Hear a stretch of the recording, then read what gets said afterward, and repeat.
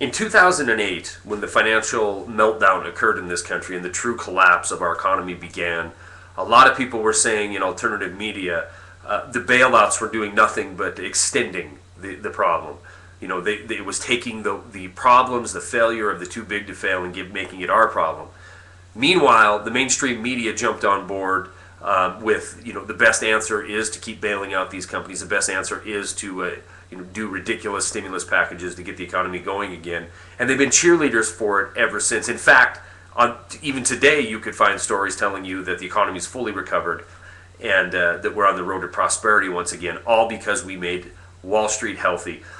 And a lot of people in alternative media were saying this is nothing more than a scam. It's smoke and mirrors, a Ponzi scheme, a papering over of the collapse that occurred, and everything that was going on, from cash to clunkers to first-time home buy tax credit, $8,000, cash for clunkers, all the failed programs to keep people in their homes, a million of which still lost them last year. This was all trinkets and gimmicks. All it was doing was throwing the country further and further into debt. But what it managed to do was take a situation that was dire and keep it from looking like what we see going on in the Middle East right now, with people saying, no, you're not going to rob our wealth, give it to a bunch of people who brought us here, and then expect us just to lay back and take it.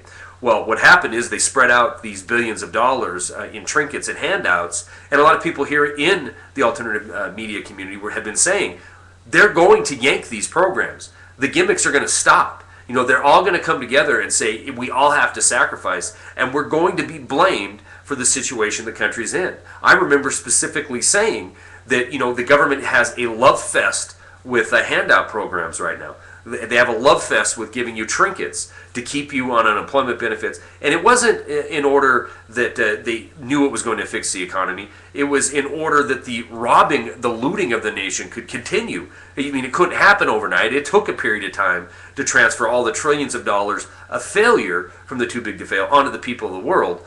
But now it's time to pay the piper. This report, or this story I'm going to attach with this video, is going to show that 35% of all paychecks in this country are generated from government. Now, I found it on a cheerleader for Wall Street's website, and they say that we need to do drastic measures like either increase the salaries in this country by 23%, excuse me, or B, reduce the entitlements by $500 billion to get us back to the 2000 level, which was 25% of the income in this country was handed out by the government. The idea that we're going to raise salaries in this country 23% on average across the board is an absolute and utter joke. I mean, it's not going to happen.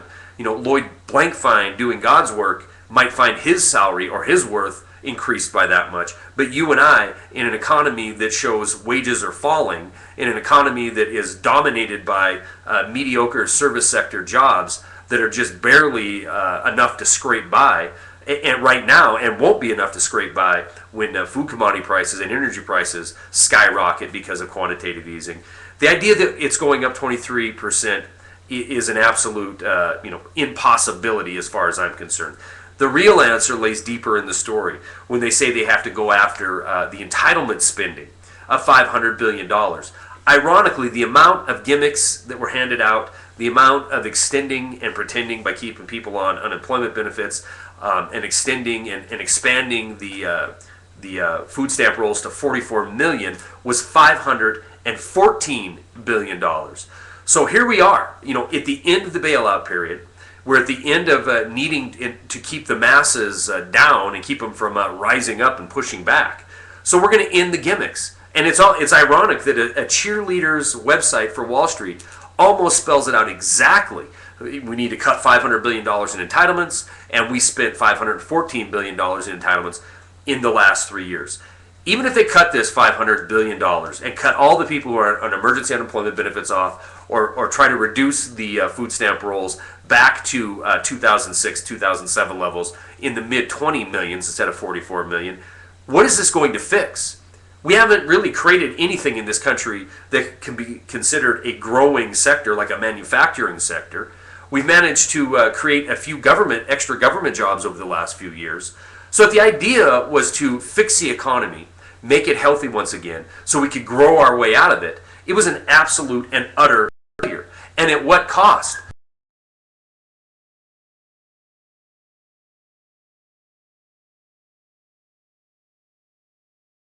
Blood-sucking squid of a financial system.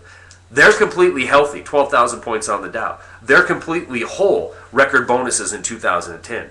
Now it's time for them to say, okay, American citizens, okay, citizens of the world, it is time for you to pay the piper. Their standard of living is not going down. Yours absolutely is. And oh yeah, by the way, 2011 starts the first year of entitlements for who? The baby boomer generation.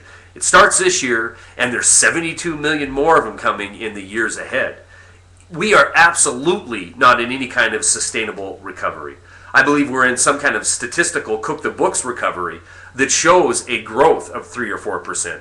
But you have to remember the reason all this was done was absolutely not to make the standard of living better in this country, not to grow our way out of it, as all the pundits like to say. The people who brought us here are the exact same people in charge. It was their program written of, by, and for them. You and I are going to be asked to pay the bill. You and I are going to be asked to enjoy the austerity. And this report shows it is becoming mainstream. This pledge to America is going to end up being a pledge to implement austerity on America. And wherever you fall in the political spectrum, if you think you're on the left or the right, you have to realize the American people that experience the austerity are not the ones who broke the financial system. They're not the ones that created this risky investment atmosphere, this casino atmosphere that has broken the back of the financial systems of the world. We need to look at what brought us here, and we need to hold accountable now the people who led us down this path. Stories attached. That's all I got.